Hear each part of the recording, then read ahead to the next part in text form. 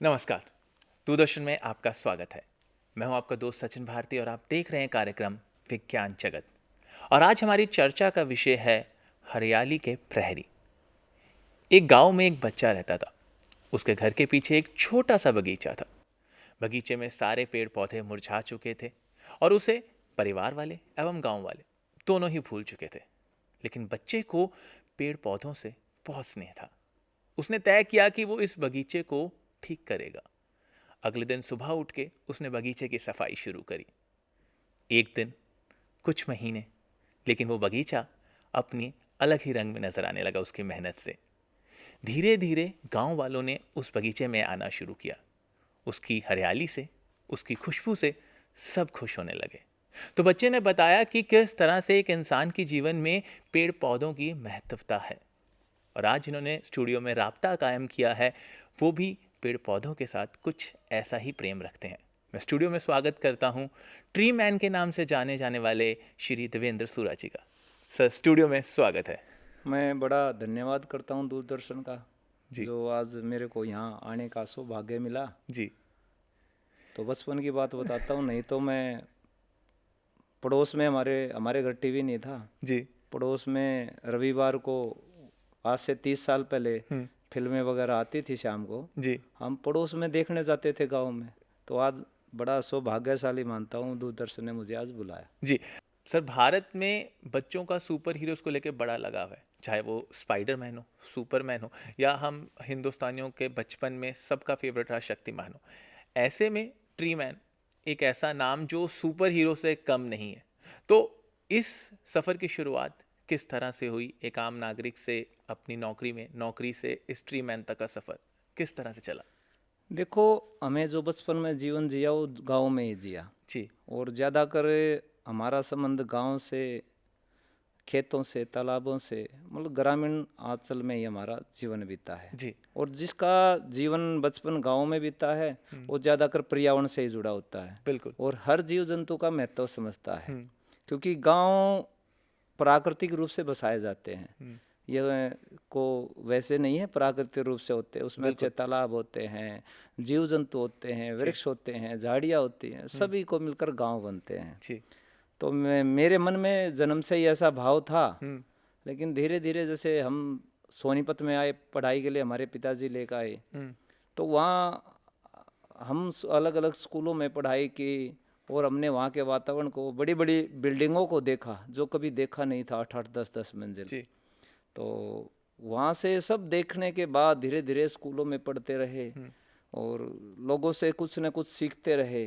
और गांव की अपेक्षा शहर में ज़्यादा, अगर आप देखोगे, ज़्यादा ट्रैफिक है, कंक्रीट की बड़ी बड़ी बिल्डिंगें हैं, पक्के रोड हैं, या ज़्यादा व्हीकलों का शोर शराबा है। तो इन सब को देखते थे। लेकिन मेरे मन में शुरू से ही थोड़ा शांत स्वभाव था और प्रकृति की तरफ झुकाव था। जी तो धीरे धीरे जैसे कॉलेज में गए, पढ़े, लेकिन मन में ये रहा, भाई अक्सर होता हम शहर में क्यों आए, शहर में भाई कामयाबी के लिए, नौकरी के लिए। तो नौकरी के बाद अच्छी, मतलब हर कोई चाहता उसका मकान अच्छा हो, गाड़ी अच्छी हो। जी बिल्कुल। लेकिन मेरा झुकाव प्रकृति में था। तो मन ये रहता था बार बार कि अच्छा, कामयाबी का अर्थ क्या है।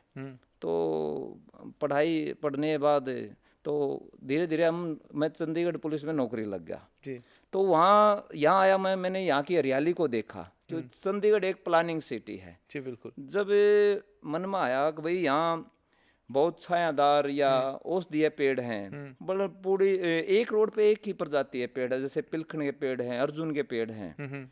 तो बड़ा प्रभावित हुआ मैंने देखा भाई, जब यहाँ की हरियाली प्लान से एक शहर को हरा भरा बनाया जा सकता है, जी तो मन में आया क्यों ना गांव को भी हरा भरा बनाया जाए। बिल्कुल। तो मैं स्पोर्ट्समैन रहा हूँ, जी एथलीट रहा हूँ। तो मेहनत मन में शुरू से ही थी, हाँ कुछ करना है इस देश के लिए, मातृभूमि के लिए। तो अलग अलग गांव में गए, गांव में युवाओं को जोड़ा। गांव में अक्सर चौपालों में पंचायतें होती हैं, जी जी अलग अलग मुद्दों पर होते हैं, गांव में सुधार के लिए होती है, समस्याओं के हल के लिए होती हैं। लेकिन उस चौपाल में हमने जो सबसे जरूरी विषय है मनुष्य के लिए पर्यावरण का, उसके लिए युवाओं को जोड़ा जी। और उसमें पंचायतें की, गाँव में महिलाओं से मिले, बुजुर्गों से मिले, मतलब ऐसे कर करके गांव गांव गए और टीमें गठित की। जी। तो धीरे धीरे काम बढ़ता चला गया। जी। तो ये जो एक पहल शुरू हुई थी, इसमें आपका योगदान जितना महत्वपूर्ण है, उसमें मुझे लगता है कि सबसे खास बात ये होती है कि आज के वक्त में, जैसे आपने बोला कि हर कोई चाहता है कि मेरे पास एक बड़ा घर हो, एक बड़ी गाड़ी हो, तो हम जिंदगी जो है वो अपने दायरे में कहीं समेट के रख लेते हैं। तो ऐसे में आपने सिर्फ और सिर्फ पेड़ पौधों के आरोपण के लिए 36 लाख रुपए का लोन लिया। तो ये मन का ख्याल कैसे आया, किस तरह से इस धनराशि को सही जगह पे लगाने का जो थॉट है, ये किस तरह से जुड़ा? देखो, पढ़ाई पढ़ते पढ़ते हमने देखा था पर्सनालिटी दो तरह की होती है, जी। एक इंटरनल पर्सनालिटी, एक एक्सटर्नल पर्सनालिटी। बिल्कुल। तो मेरे को इंटरनल पर्सनालिटी में बड़ा मज़ा आता है। जी। तो यहाँ की जो आपने बताई भाई एक लोन, मैं तो ये मानता हूँ एक छोटा सा गिलहरी प्रयास है ये। अच्छा। क्योंकि देखो, अगर हम किसके लिए करते हैं, बड़ा मकान या गाड़ियाँ किसके लिए, अपने परिवार के लिए ही तो बिल्कुल करते सही। हैं। जी। लेकिन अगर पूर्ण विचार को अगर सोचा जाए तो ये धरती पूरा अपना परिवार है। बिल्कुल। और अगर हम देखेंगे, अगर हम चिड़िया की तरफ देखेंगे या मधुमक्खी की तरफ देते हैं, तितली की तरफ देखेंगे या किसी फूल वाले पौधे की तरफ देखेंगे, जी। तो हमें उसमें जीवन दिखता है। बिल्कुल। और वो भी अपने परिवार का हिस्सा लगता है। जी। तो मेरे मन में ये था कि जब तक हमारा पूरा परिवार खुश नहीं होगा तो जीवन खुश नहीं रह सकता। तो मैं पेड़ों को अपने परिवार का हिस्सा मानता हूँ, जी। पक्षियों को मानता हूँ, मुख्य जीव जंतुओं को मानता हूँ, जी। और बड़ा और तो और पानी को भी मानता हूँ, ये पानी से जीवन है। सबसे जरूरी। तो इनको परिवार का हिस्सा मानता था। लोग परिवार के लिए मकान बनाने के लिए लोन लेते हैं, गाड़ी के लिए लोन लेता है, तो मैंने भी अपने परिवार के लिए लोन लिया है, इसमें कोई बड़ी बात नहीं। जी, बहुत ही नेक ख्याल है, क्योंकि मुझे लगता है कि जो हमारे देश में सबसे बड़ी आज के वक्त में मुद्दा खड़ा हो जाता है कि हम अपने से बाहर निकल के सोचना बहुत कम होता है, क्योंकि पूरा देश परिवार है, इस ख्याल के साथ चलना यही एक अपने आप में बहुत बड़ा विचार है। तो आपने अभी तक के जितनी इस सफ़र रहा है, इसमें 3 लाख से अधिक पौधे लगा दिए हैं। तो किस तरह की कार्य योजना रहती है कि पौधे कैसे चुनने हैं, कहाँ पे लगाने हैं और उन्हें किस तरह से संभाल के रखना है, कौन लोग इसकी जिम्मेदारी लेते हैं? तो एक कार्य योजना बहुत महत्वपूर्ण हो जाती है इतने बड़े कार्य को करने के लिए। तो वो कार्य योजना क्या रही? देखो, किसी भी चीज़ को हम सफलता अगर चाहते हैं तो उसमें सबसे विचार बड़ा है। बिल्कुल। अगर हम पौधा उगाते हैं उसके लिए भी बीज उगाना पड़ता है। जी। अगर किसी मनुष्य के मन में हम विचार डालते हैं पौधारोपण के प्रति, पर्यावरण के प्रति, तो सबसे पहले उसके मन में एक बीजारोपण होता है। जी। कि ये वृक्ष हमारे, इससे हमारा जीवन है, प्राणवायु मिलती है। तो हम गांव में जाते हैं तो युवाओं के मध्य बैठते हैं, गांव वासियों के मध्य, तो उनमें विचार करते हैं कि भाई जो सबसे मुख्य जो हमारे जीवन के लिए जरूरी है वो प्राणवायु है, और वो हमें पेड़ों से मिलती है। तो उसके लिए हम उनका विचार बनाते हैं। कई बार जाना होता है, धीरे धीरे जब उनका विचार बन जाता है तो गाँव के तालाबों पर या पंचायती भूमि होती हैं या स्कूल होते हैं, स्टेडियम होते हैं, मतलब ऐसे स्थानों पे हम क्या करते हैं, ज्यादा ज्यादा पेड़ लगाते हैं, उनका विचार बनता है। फिर सुरक्षा के तौर पे हम कहते हैं भाई, जैसे हम अपने बच्चों का पालन पोषण करते हैं तो सप्ताह में एक दिन का समय छुट्टी वाले दिन हम निकाल सकते हैं। अगर भाई इसमें पानी दें, इसमें नौलाई करें, तो इसके परिवार का हिस्सा माने और ऐसा करते हैं। मतलब एक युवा 10 पेड़, मतलब इस तरह अभियान चलाते हैं। जी। तो एक इन पेड़ों से जो सबसे महत्वपूर्ण बात है, जो आपकी इस पूरी की पूरी धारा है, जो इससे मुझे खूबसूरत लगी, वो है ऑक्सीजन बाग तैयार करना। तो बहुत कम लोग ये समझते हैं, जानते हैं कि ऑक्सीजन बाग क्या है। तो एक सामान्य बाग से ऑक्सीजन बाग किस तरह से अलग होता है? देखो, आपने सुना होगा, सामान्य जिस तरह गांव में सुनते हैं कि ज्यादातर फलों के बाग होते हैं, जैसे जामुन का बाग, आम का बाग, अमरूद का, वडबेरी का, ऐसे सामान्य गांव में सुनने को मिलता है। लेकिन वो अक्सर बिजनेस के लिए होते हैं। लेकिन जो गांव में है, तो गांव में पहले अपने पूरे हरियाणा में बनी होती थी। अच्छा। जिसको फॉरेस्ट लैंड बोल सकते हैं, वन क्षेत्र, जिसमें मुख्य जीव जंतु रहते थे, जी जिसमें तितली, मधुमक्खी, मोर, नेवला, तीतर सभी रहते थे। जी उस वन क्षेत्र को वो एक तरह से परिवार था, क्योंकि गांव है, गांव अकेले व्यक्तियों से गांव नहीं बसते। जी। गांव का समस्त पशुधन, अच्छे तालाब, और आपने बताई वहाँ का वन क्षेत्र, मूक जीव जंतु, इस सभी को मिलाकर गांव बनते हैं। जी लेकिन धीरे धीरे लोगों का विचार गिरता गया, तो वो सब वन क्षेत्र समाप्त हो गए, तालाब समाप्त हो गए, जीव जंतु समाप्त हो गए। जी। लेकिन विश्व में एक ऐसी महामारी आई जिसने पूरे विश्व के मन को, उनकी लोगों की चेतना को हिला दिया। बिल्कुल। तो लोगों का झुकाव प्रकृति की तरफ बना, प्रकृति ही जीवन है। तो उस समय ऑक्सीजन शब्द का सबसे ज्यादा प्रयोग था, लोगों को ऑक्सीजन की जरूरत थी। तो हमने देखा भाई कौन से पेड़ ज्यादा ऑक्सीजन देते हैं। जी तो गांव वालों के बीच में गए, गांव में गए हम, तो गांव वासियों को इकट्ठा किया।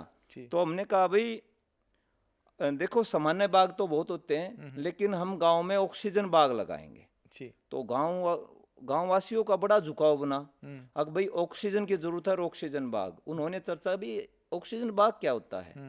तो हमने कहा भाई ऐसा बाग जिसमें भारतीय प्रजाति के ऐसे पेड़ लगाए जाएं जो ज्यादा ऑक्सीजन देते हैं, जैसे बरगद, पीपल, नीम, जी पिलखन, मतलब जिन ऐसे पेड़ भी लगाए जाए जिसको मतलब जिस पे पक्षी रहते हैं, जिनको पक्षी फूल खाना पसंद करते हैं, पत्ते खाने पसंद करते हैं, या ऐसे वृक्ष भी शामिल किए जाते हैं इसमें। जैसे आज प्लास्टिक का प्रयोग है, पहले कोई भी शादी समारोह या भंडारा होता था, उसमें पत्तल का प्रयोग होता था, जी ढाक के पत्तों का प्रयोग होता था। ऐसे वृक्षों को भी शामिल किया गया। वो ऐसा वन क्षेत्र स्थापित किया गया जिसमें सैकड़ों प्रजाति के पक्षी रह सकें और बड़ी मात्रा में आसपास के कई गांवों को ऑक्सीजन दे सके। और प्रत्येक गांव में 5 से 10 एकड़ भूमि का चयन किया गया और उसमें तालाब भी बनाया गया। तो इस तरह से मतलब गांव वासियों का बड़ा विचार बना और उससे बड़ी मात्रा में एक बड़ा आश्रय बना और लोगों वासी जुड़ते चले गए। धीरे धीरे ये गांव में बढ़ता गया और जन आंदोलन बना। जी।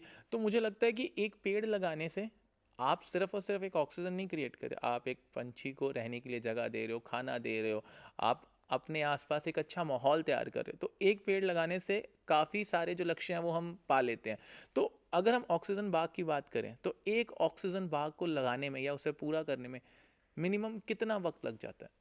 देखो, एक ऑक्सीजन बाग लगाने में शुरुआत में गाँव वासियों के सहयोग से उसके मतलब सैकड़ों प्रजाति के उसमें पौधे लगाए जाते हैं और पानी पक्षियों के लिए या मुख्य जीव जंतुओं के लिए पानी का वो बनाया जाता है और उसकी सुरक्षा के लिए तारबंदी वगैरह की जाती है।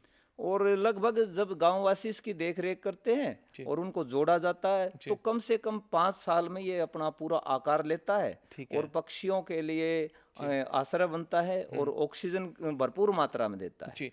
तो जब भी हम कोई कार्य शुरू करते हैं तो हर कार्य में कुछ ना कुछ किसी ना किसी तरह के चैलेंजेस ज़रूर सामने आते हैं। तो इन बागों को तैयार करने के लिए आपको किस तरह के चैलेंजेस फेस करने पड़े? देखो, शुरुआत में क्या होता है, अगर हम एक पेड़ भी लगाने जाते तो उसमें भी थोड़ा दिक्कत आती थी। बिल्कुल। लेकिन धीरे धीरे विचार बना और पंचायत की भूमि होती है जिसपे हम ऑक्सीजन बाग लगाते हैं और इस पे अधिकार पूरे गांव का होता है। तो उसमें और गांव वासियों के साथ पक्षियों और मुख्य जीव जंतुओं का भी होता है। लेकिन कुछ गांवों में ऐसा देखने को मिला हमने, जब भी हम पेड़ लगाने गए उन्होंने बताया ये भूमि हमारी है। क्योंकि अक्सर लोगों का विचार गया है, क्योंकि अब खेतों में भी पेड़ बहुत कम हैं। तो उन्होंने कहा कोई उस भूमि पे कब्जे करता है, कोई उस भूमि निजी प्रयोग के लिए करता है। मतलब ऐसे उस भूमि को प्रशासन के सहयोग से उसको खाली करवाना, तो उसमें इस तरह की बड़ी बात आती है। लोगों ने हमें डराया भी है कि भाई अगर आप यहाँ ऑक्सीजन बाग लगाओगे तो ये ठीक नहीं रहेगा, ये पेड़ नहीं चलने देंगे। जब हमने पूरे गांव में इस विचार को रखा, अब गांव की प्राणवायु के लिए हम ये लगा रहे हैं और पक्षियों के आश्रय के लिए, तो धीरे धीरे जो परेशानी या संघर्ष आ रहा था वो गांव ने मिलकर उसको हल किया। जी। आपने जनता नर्सरी के द्वारा हजारों लोगों को फ्री में पौधे जो हैं वो उपलब्ध कराए हैं। क्योंकि मुझे लगता है कि अगर किसी को फ्री में कुछ उपलब्ध कराओ तो शायद उसकी जो महत्वपूर्णता है ना वो कम हो जाती है। तो इसके पीछे का जो ख्याल है वो क्या रहा है कि लोगों को मुफ्त में पौधे देना, क्या इसके पीछे का ख्याल रहा है? हाँ, ये बात आपने सही रखी है। हक मुफ्त में हम देते हैं, उसका महत्व कम होता है। जी बिल्कुल। लेकिन जो ये जनता नर्सरी बनाई गई है, इसका नाम भी ऐसा ही रखा है, अभी जनता की नर्सरी। ठीक है। और इसमें जो युवा साथी जोड़े गए, हम्म। पर्यावरण के प्रहरी जोड़े गए, जी। तो उनसे हम बीजारोपण कराते थे। ठीक है। जैसे जामुन के, आम के, नीम के, हम्म। वो स्वयं बीज लाते थे और उससे पौधे तैयार करते थे। अच्छा। उनमें एक अपनापन का भाव होता था। तो गांव गांव से सैकड़ों युवा इसमें आते थे। तो उस वे अपने आप पौधे तैयार करते थे। और निश्चित तौर पर जब जिस तरह परिवार में एक बच्चे को पाला पोसा जाता है जी। और उसको देखा जाता है, तो ऐसे ही जब वो स्वयं पौधा तैयार करते थे जनता नर्सरी में, जी। तो कहीं ना कहीं वो उसका स्वयं जब फ्री में लगाते थे।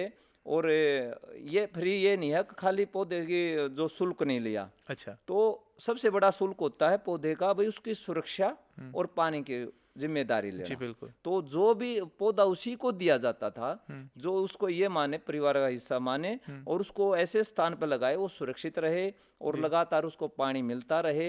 ये जिम्मेदारी, ये नियम थे, शर्त थी। अब सुरक्षा और इसको पालन पोषण है, इसके इसलिए फ्री दिया जा रहा था। जी, तो मुझे लगता है कि इससे बड़ा मूल्य किसी पौधे का हो भी नहीं सकता, क्योंकि आज के वक्त में जहाँ पर पेड़ लगाना आसान है, संभालना बहुत मुश्किल है। तो आपको क्या लगता है कि लगाने के बाद उसको संभालने के लिए क्या क्या करना और किस तरह करना ज़रूरी है? देखो, ये बात आपने बिल्कुल सही कही। और मैंने भी समाज में समाज के सहयोग से काम करते करते इस महत्व को समझा है। जी। क्योंकि पेड़ लगाना तो बहुत आसान है, जी बिल्कुल। उसको चलाना बड़ी बात है। तो वो कहते हैं ना, बच्चा पैदा करना आसान है लेकिन उसका पालन पोषण करना बड़ा मुश्किल है। बिल्कुल सही। जी। तो हम उसको ऐसे स्थानों पर लगाते हैं, मिट्टी अच्छी हो, वहाँ का पानी अच्छा हो, युवाओं की टीम को गठित किया जाता है। जी। गांव गांव सैकड़ों युवा साथी जुड़े हुए हैं, तो उनको पहले से ही टीम बनाई जाती है। जैसे एक युवा 5 पौधे 10 पौधे ऐसे दिए जाते हैं। ठीक है। और तब 5 साल तक, जब तक वो पौधा बड़ा रूप ना ले ले, तब तक उसे लगातार उससे संपर्क बना रहता है। आप कैसे हो, आपका पौधा कैसा है, लगातार हर सप्ताह ऐसा विचार रहता है। जी। तो कहीं ना कहीं आप खुद भी इसकी जिम्मेदारी लेते हो कि जिसे पौधे दिए गए हैं, क्या वो उसकी जिम्मेदारी बराबर तरीके से ले रहा है या नहीं ले रहा है? तो ये सबसे अच्छा ख्याल है, क्योंकि मुझे लगता है कि कभी कभी हम जिम्मेदारी उठा लेते हैं, लेकिन जिम्मेदारी के लिए जो एक पुश की ज़रूरत होती है वो शायद हमें नहीं मिल पाता है। एक महत्वपूर्ण सवाल ये भी है कि आज के वक्त में जहाँ शहरीकरण इतना बढ़ रहा है, तो कहीं ना कहीं इसका प्रभाव हमारे पर्यावरण पे बहुत बुरा तरीके से पड़ रहा है। आज की जो हरियाली है उस पर बहुत बुरे तरीके से पड़ रहा है। तो आपको क्या लगता है, इस बढ़ते शहरीकरण में हम अपने पर्यावरण को किस तरह बचा के रख सकते हैं? देखो, आज शहरीकरण बड़ी तेजी से बढ़ रहा है। जी बिल्कुल। और ये हमारे जीवन के लिए घातक भी है, क्योंकि हम एक प्रकृति का हिस्सा है। और हमारा जीवन भी प्रकृति से ही बना है। जी बिल्कुल। तो इसके ऐसा मतलब शहरीकरण भी बढ़े और प्रकृति भी बढ़े, इसके लिए हम ऐसा करें, हमारे घरों में जहाँ भी स्थान है, अगर बड़े पेड़ का स्थान है तो बड़े पेड़ लगाएं। जैसे आंवला, आंवला जीवन है हमारा। तो ऐसे ही मतलब बेलपत्र है, नीम है, औषधीय पौधा अर्जुन है। जी। अगर हमारे घरों में जगह कम है तो वहाँ पर हम ऐसे पेड़ लगा सकते हैं। छोटे छोटे पौधे हैं, जैसे कड्डी पत्ता है, हार श्रृंगार है, एलोवेरा है, मतलब उन पौधों को लगा सकते हैं। और कुछ जिनके घरों में, जैसे कुछ लोग आजकल फ्लैटों में रहते हैं, तो इंडोर प्लांट भी लगा सकते हैं। जैसे एरिका पाम है, स्नेक प्लांट है, पीस लिली है, मतलब जो ज्यादा मात्रा में हमें इंडोर में भी ऑक्सीजन देते हैं। जी ठीक है। तो ज़रूरी है कि आपको इन सब चीज़ों के बारे में पता होना चाहिए, क्योंकि मुझे लगता है कि जो आज शहरीकरण और नवीनीकरण हो रहा है उसमें हम कहीं ना कहीं या तो मनी प्लांट तक सीमित है या तुलसी तक सीमित है, या ज़्यादा से ज़्यादा हम आर्टिफिशियल जो प्लांट्स हैं जो सिर्फ दिखावे के लिए, तो उन तक एक सीमित रह गए हैं। तो इनकी सही जानकारी अगर लेनी हो कि कौन सा प्लांट जो है वो ऑक्सीजन दे सकता है, कौन सा सही रहेगा घर के, तो ये जानकारी हम कैसे ले सकते हैं? देखो, अगर हम जिस लाइन में जाते हैं, वैसे तो आज गूगल के माध्यम से भी बड़ी आसान तरीका है। जी। और अगर हम देखेंगे गूगल के माध्यम से आसानी से मिल सकती है।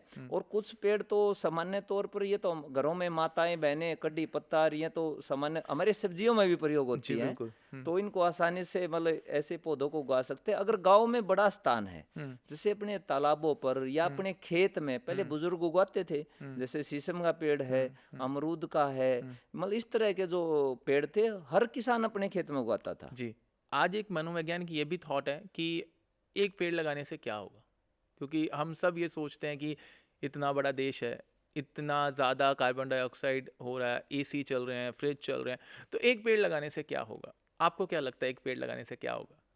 देखो, एक पेड़ लगाने से क्या होगा इसका अनुमान नहीं लगाया जा सकता, क्योंकि ये पेड़ अमूल्य धरोहर है हमारे लिए।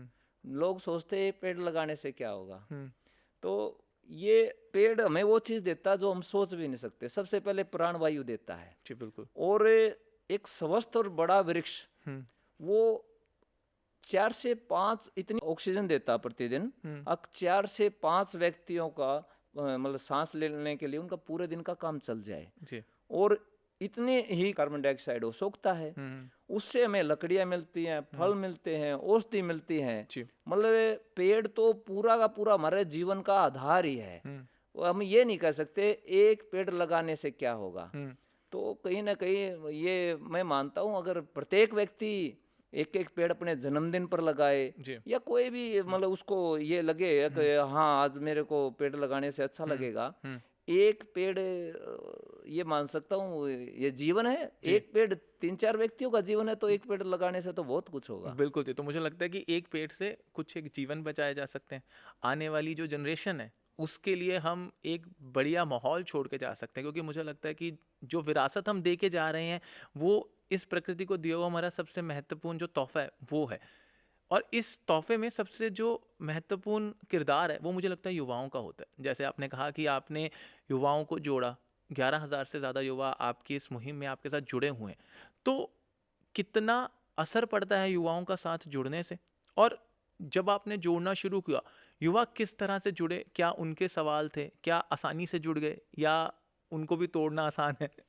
देखो, आपने सही बात कही। युवा जब भी किसी अभियान में भाग लेते हैं निश्चित तौर पर एक जन आंदोलन बनता है। बिल्कुल। क्योंकि युवा में बड़ा संचार होता है, बुजुर्ग की अपनी समस्याएं होती है, बच्चे को समझ नहीं होती है, हमारी माताएं बहनें घरों में व्यस्त होती हैं। लेकिन जब युवा अभियान में भाग लेता है, क्योंकि युवा अगर समझेगा तो कहीं ना कहीं हमने देखा कुछ गांवों में युवा रास्ता भटके हुए थे, कोई नशे की तरफ था या कोई अलग अलग गतिविधियों में था।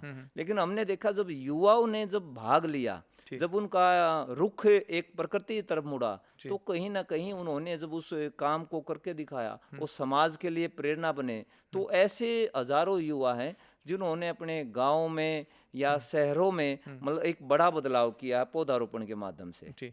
तो आपने बोला जब आपने ऑक्सीजन बागों को बनाने के बारे में लोगों से बात करना शुरू किया तो आपने लोगों को बताया कि जो देसी पौधे उनको लगाने से ज़्यादा ऑक्सीजन जनरेट होती है, उनको लगाने के जो फ़ायदे हैं वो ज़्यादा है। तो कितने महत्वपूर्ण है देसी पौधे या जो हम विदेशी प्रजातियां ला के लगाने में आजकल थोड़ा सा ट्रेंड है, तो एवरीथिंग जो हम करते भी हैं वो सोशल मीडिया के लिए ज़्यादा होता है। तो क्या किस तरह के देसी पौधे हमें लगाने चाहिए और उनके क्या फ़ायदे? देखो, व्यक्ति चाहता है व्यक्ति देसी रहे और पौधे भी देसी रहे, तो ऐसा हर उसमें बढ़ता जा रहा है। लेकिन प्रकृति का नियम है, प्रकृति वातावरण मिट्टी को देख के वहाँ के पानी को देख के प्रकृति उसी तरह के पौधे उगाती है। जैसे अपना उत्तर भारत में बात करें तो नीम अपने आप उगता है, बडबेरी अपने आप उगती है, देसी बबूल अपने आप उगती है, और शीशम जिसको पंजाब में तो टाली बोलते हैं, तो मतलब ये पौधे अपने आप उगते हैं। तो निश्चित तौर पर जो पौधे अपने आप उगते हैं या पहले प्रजातियां जैसे जाटी है, कैम है, केंदू है, मतलब झाड़ीदार पेड़ हैं, तो वो वहाँ के जीव जंतुओं के लिए, वहाँ की भूमि के लिए मतलब बड़े अच्छे रहते हैं और ऑक्सीजन भी बड़ी मात्रा में देते हैं और आसानी से वो पनपते हैं। तो ज्यादातर देसी प्रजातियों को ही बढ़ावा दिया जाना चाहिए और देसी प्रजातियां बड़े आसानी से उनके बीज मिलते हैं और भूमि में भी बड़ी आसानी से फलते फूलते हैं। क्योंकि अगर एक अगर आप बात करो हरियाणा के व्यक्ति को, अगर लेह लद्दाख में छोड़ दिया जाए या पहाड़ी पर छोड़ दिया जाए तो वो वातावरण उसको सूट नहीं करेगा। बिल्कुल। तो निश्चित तौर पर देसी प्रजातियां जल्दी वृक्ष का रूप लेती हैं और अच्छी मात्रा में पक्षियों का भी आश्रय बनती हैं। जी। तो पिछले वर्ष भी हमने देखा कि जो बाढ़ जैसी स्थितियां स्पेसिफिकली हमारे इस नॉर्थ रीजन में, पंजाब हरियाणा में बहुत सारी उत्पन्न हुई है। तो आपको क्या लगता है जो वृक्षारोपण है या जब हम बाग वगैरह लगाते हैं तो ऐसी स्थितियों से हम किस तरह से बच सकते हैं? देखो, जब भी पृथ्वी पर या धरती पर इस तरह की जो प्राकृतिक घटनाएं होती हैं जी। तो बाढ़ वगैरह, तो निश्चित तौर पर जब हम प्रकृति के साथ छेड़छाड़ करते हैं, जैसे भाई हम पहाड़ को काटते हैं जी। या वन क्षेत्रों को काटते हैं तो निश्चित उसका परिणाम तो आता है। बिल्कुल। और जब भी इस तरह की बाढ़ वगैरह आती है, निश्चित तौर पर आज लोगों की मतलब पूरे प्रदेश की फसलें नष्ट हो गई जैसे पंजाब जी, में। बिल्कुल। तो ये कहीं ना कहीं प्रकृति के साथ छेड़छाड़ है। अगर खेतों में भी ज्यादा पेड़ होंगे तो कहीं ना कहीं ये जो बाढ़ की समस्या है इसका हल होगा। जी। तो अगर इस मुहिम को हरियाणा से बाहर लेके आना हो, चंडीगढ़ में जैसे अभी बहुत ज़्यादा आपने बताया कि हर एक चीज़ जो है वो प्लान्ड है, जो पेड़ पौधे हैं वो बहुत अच्छे तरीके से लगाए गए, तो क्या इस मुहिम को हरियाणा से बाहर लेके जाने का भी ख्याल है कि जो आसपास वाले रीजन, दिल्ली है, पंजाब है, हिमाचल है, तो वहाँ पे भी इस ख्याल को आगे बढ़ाने का थॉट है? हाँ, देखो, हमारा कोई जैसे पक्षियों का कोई कार्य क्षेत्र नहीं होता ना, जी। ऐसे ही पक्षी उनका मन करता वहां तक उड़ सकते हैं। ऐसे ही है, जहाँ अगर पेड़ों को सुरक्षा और पानी की व्यवस्था मिलेगी जी। तो हमने पंजाब में भी हम बहुत जाते हैं जी। और दिल्ली में वृक्षारोपण खूब किया क्योंकि दिल्ली में प्रदूषण बहुत ज्यादा मात्रा में है, और चंडीगढ़ में खूब पौधारोपण किया। जी। तो यही विचार है कि पूरे देश में, पूरी धरती पे ज्यादा से ज्यादा वृक्षारोपण बढ़े और प्रत्येक जीव जंतु के लिए, प्रत्येक मनुष्य के लिए उसके सांस लेने योग्य जीव वातावरण बने। नहीं तो जो आज देखते हम शहरों में जो कूड़े के पहाड़ खड़े हैं, कहीं ना कहीं हमें घुटन महसूस होती है, हम गुलामी महसूस करते हैं। तो उससे अगर ऐसे वातावरण से आजादी चाहते हैं तो जहां भी संभव हो सके, जहां भी मतलब ज्यादा से ज्यादा वृक्षारोपण करें, उनको वृक्षों को बचाएं, तो मतलब इस अभियान को जन जन के माध्यम से जन आंदोलन बनाएं। जी। तो आने वाले वर्षों में क्या विजन है आपका कि किस तरह से आप इस सोच को, इस ख्याल को और आगे बढ़ाना चाहते हैं? आने वाले वर्षों में बस यही प्रयास है, जन जन का, प्रत्येक व्यक्ति का ऐसा भाव बने कि उसका विचार बने, वो पौधों को अपना जीवन का हिस्सा माने और अपने जीवन को पर्यावरण के अनुकूल जिए। जितना व्यक्ति साधारण जीवन जीता है उतना ही ज्यादा अच्छा रहता है। जितने कपड़े कम, जितने संसाधन कम, आसपास पैदल जाओ या साइकिल का प्रयोग करो। मतलब मैं ये कहता हूँ आने वाले समय में बस यही प्रयास है, ज्यादा से ज्यादा लोगों को, युवाओं को मतलब इस अभियान से जोड़ा जाए और गांव-गांव, जैसे पहले गांव थे, गांव वासियों के साथ वहाँ के पक्षी, पौधे, जीव जंतु रहते थे, दोबारा ऐसा माहौल बने, ऐसा ही प्रयास है। पूरे देशवासी इस अभियान से जुड़े और पौधारोपण अभियान एक जन आंदोलन का रूप ले। जी, बिल्कुल। और मुझे लगता है कि जब आप दूरदर्शन पर आकर ऐसी बात कहते हैं तो सुनने वाले उस चीज़ को काफ़ी गंभीरता से लेते हैं, उसे मानते हैं, क्योंकि हम सबको कहीं ना कहीं एक हीरो चाहिए होता है। तो ट्री मैन अगर हमें मिला है तो डेफिनेटली लोग इस चीज़ की महत्वपूर्णता को समझेंगे कि पेड़ पौधों का हमारे जीवन में क्या महत्वपूर्णता है। दूसरी इंपॉर्टेंट बात, हम काफ़ी हद तक ये जिम्मेदारी सिर्फ और सिर्फ सरकार पर छोड़ के बैठे हैं कि सरकार ये करेगी तो हमारा पर्यावरण को समेटा जाएगा, सरकार ऐसा करेगी तो हम ये चीज़ ठीक होगी। तो आपको क्या लगता है कि पर्यावरण को समेटने में, संभालने में आज एक व्यक्तिगत की, एक व्यक्ति विशेष की, जो उसकी भूमिका क्या है? देखो, सरकारें भी अपने स्तर पर काम करती हैं जी। लेकिन बड़े बदलाव अगर आते हैं वो जनमानस के सहयोग से आते हैं। बिल्कुल। और अगर बात करें एक व्यक्ति का बड़ा महत्व है, जैसे आपने कहा था अगर भाई एक पेड़ का क्या महत्व है, बिल्कुल। ऐसे ही एक व्यक्ति का बड़ा महत्व है। और मैं ये मानता हूँ अगर एक व्यक्ति अपने घरों में मतलब इंडोर प्लांट लगाए या घरों में मतलब ये औषधीय पौधे लगाए, जैसे कड्डी पत्ता, एलोवेरा, इस तरह के पौधे लगाए, तो निश्चित तौर पर जब वो छोटा पौधा अपने घर पर लगाता है, उस पे भी मधुमक्खी आती है, तितली आती है। अगर बड़े पेड़ लगाता है, चिड़िया आती है और पक्षी आते हैं। तो एक व्यक्ति विशेष का ही बड़ा महत्व है। और अगर एक व्यक्ति विशेष ऐसा सोचने लग जाए, तो ऐसे प्रत्येक व्यक्ति ऐसा सोचेगा तो निश्चित तौर पर इस समस्या का हल होगा। और जो चाहते हैं हम, आज की जो सबसे बड़ी समस्या पर्यावरण की समस्या है, उसका प्रत्येक व्यक्ति के सहयोग से इसका हल निकलेगा। जी, और मुझे लगता है कि ये समझना बहुत ज़रूरी है कि जिम्मेदारी जो है हमें खुद उठाने की ज़रूरत है। क्योंकि जैसे अभी रिसेंटली हमारे इंद्रजीत जी हैं, उन्हें सफाई के लिए अभी पुरस्कार मिला है। तो जिम्मेदारी खुद उठाने की ज़रूरत है। और देखा देखी कहीं ना कहीं लोग आपसे जुड़ते हैं, आपको प्रेरणा के तौर पे देखते हैं। एक पर्यावरण के लिए आपको क्या लगता है आज के वक्त में सबसे बड़ा जो चैलेंज है वो क्या है? देखो, आज के पर्यावरण के लिए सबसे बड़ा जो समस्या है वो हमारी जीवन शैली है।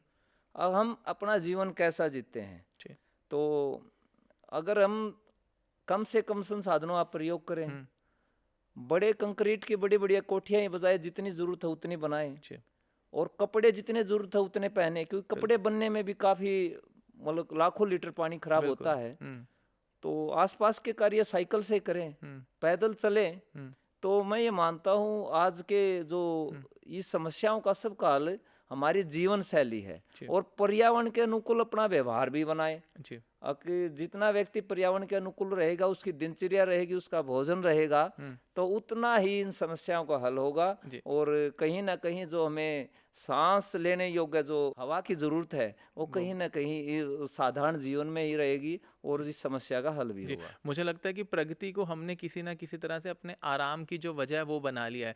तो हम ये कोशिश करते हैं कि जितनी प्रगति हो रही है, हम उसको किसी ना किसी तरह से अपने आराम से जोड़ें। चाहे वो एसी में बैठे रहना है, चाहे छोटे से काम के लिए भी जाना है तो गाड़ी से जाना है।